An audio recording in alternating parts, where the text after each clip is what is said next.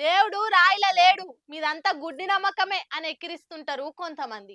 అండ్ల పాముని దేవుడు అంటారు. కొట్టి చంపక దానికి గుడి కట్టి పాలు గుడ్లు పెట్టి పూజలు పునస్కారాలు చేస్తారు అని నోరు వారేసుకునేటోళ్ళు ఓ పారి కళ్ళు కడుక్కొని గిజ్జుడురి. అప్పుడు అనురా మాట, కంఠం నల్లన కనగుడ్లెర్రనా.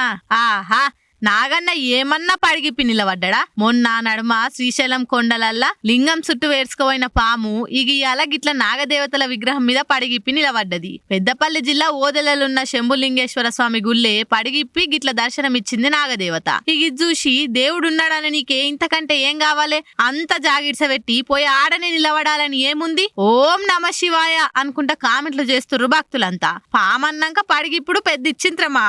చుట్టూ జనాలు కానొచ్చే వరకల్లా ఏడ ఎవరు కొట్టి చంపుతారా అన్న భయానికి అట్లా పడిగిప్పి నా తెరువు రాకుర్రి వస్తే కాటేస్తా అన్నట్టు అదుంటే మీరేమో దండం పెట్టి కొబ్బరికాయలు కొడుతుర్రు అనుకుంటా ఇవన్నీ నమ్మనోళ్ళు కామెంట్లు చేస్తుర్రు. ఎవరు నమ్మకాలు ఆలై ఏమంటాం గాని, భక్తి అని దండం పెట్టుకున్నా సరే గాని పాములు కానరాగానే కొట్టి చంపకుండా పట్టుకపోయేటోళ్ళకు పిలిస్తే వాళ్ళు ఏం కాకుంటే వేసుకపోతారు. కాబట్టి ఒట్టొట్టిగా ఆగమై అవి పానాలు తీయకుర్రి. ఏమంటున్నాం?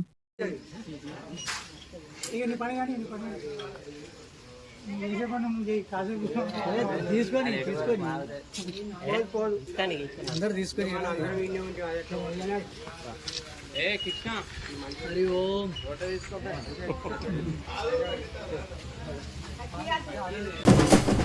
అసెంబ్లీలా తగ్గఫర్ నడిచింది. ఇయాల ప్రతిపక్షం ప్రశ్నల వర్షం కురిపిస్తుంటే జవాబుల బాణాలు ఇడిచిపెట్టిరు అధికార పాటోళ్ళు.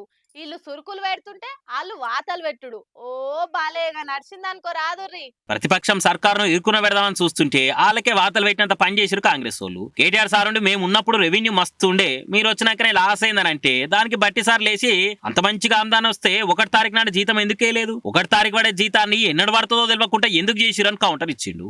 అద్భుతంగా రెవెన్యూ సర్ప్లస్తోనే ఉంది, ఎటువంటి ఇబ్బంది లేదని చెప్తా ఉన్నారు. కరెక్టే, రెవెన్యూ రిసిప్ట్స్ కూడా అద్భుతంగా ఉన్నాయి. జీతాలన్నీ ఆ రెవెన్యూ ఎక్స్పెండిచర్లోనే ఉంటాయి. మరి అద్భుతంగా రెవెన్యూ రిసిప్ట్స్ ఉన్నప్పుడు 2021 నుంచి 2023-24 వరకు 1వ తారీఖుని ఇవ్వాల్సినటువంటి జీతాలని మీరు 15వ తారీఖు 20వ తారీఖు దాకా ఎందుకు పెండింగ్ పెట్టుకుంటూ వచ్చారు? ఒక్కసారి చెప్పండి అధ్యక్ష. దేనికోసం?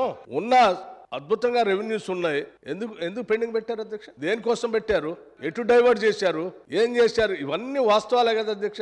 ఇక దానికి మీకు పాలసీలు చేసుడు రాదు, మీకున్నది ఒక్కటే జెల్సీ. కేసీఆర్ అంటే జెల్సీ, మీ ఇంటెలిజెన్స్ ఏ పార్టీతో జనాలకు తెలుసు అని కేటీఆర్ గరమైండు. దానికి సీఎం సార్ లేసి నేను మీ లెక్క పరాయి రాష్ట్రాల చదవలేదు, కష్టపడి ఎమ్మెల్యేనైనా తండ్రుల పేరు చెప్పుకొని రాలేదు అని కౌంటర్ ఇచ్చిండు.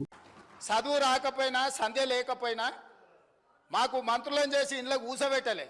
మేము కష్టపడి కింద నుంచి జిల్లా పరిషత్లో పనిచేసినాం, శాసన మండలిలో పనిచేసినాం, శాసనసభ్యుడిగా పనిచేసినాం, పార్లమెంటు సభ్యుడిగా పనిచేసినాం, ఈరోజు ముఖ్యమంత్రిగా పనిచేస్తున్నాం అధ్యక్ష. ఇదంతా స్వయం కృషితోని కష్టపడి తెలుసుకొని అవగాహన కల్పించుకొని సభలకు వచ్చినాం అధ్యక్ష. అయ్య పేరు తాత పేరు చెప్పుకొని ఇందులోకి రాలేరు. దానికి బీఆర్ఎస్ ఎమ్మెల్యేలు గరమేరు, వీళ్ళ దగ్గరికి పోయి నిరసన చేసిర్రు. 5 ఏళ్ళు మహిళలకు మంత్రి పదవి అని మీరు ఇలా మైనార్టీలకు మంత్రి పదవి అని మమ్మల్ని అంటుర్రు. గురువింద గింజ శాస్త్రం మీది మాది కాదని కాంగ్రెస్ వాళ్ళు కౌంటర్ ఇచ్చిర్రు. ఇనుకపంటూ నక్కల మాటినొద్దని రేవంత్ సారు సుర్కంటి ఇచ్చిండు. రన్నింగ్ కామెంటరీలు ఎందుకు చేస్తారని బీఆర్ఎస్ ఎమ్మెల్యేలు గరమయ్యారు. ఇగో అట్లిగా అసెంబ్లీలో మంచిగా రగడ సురువైంది.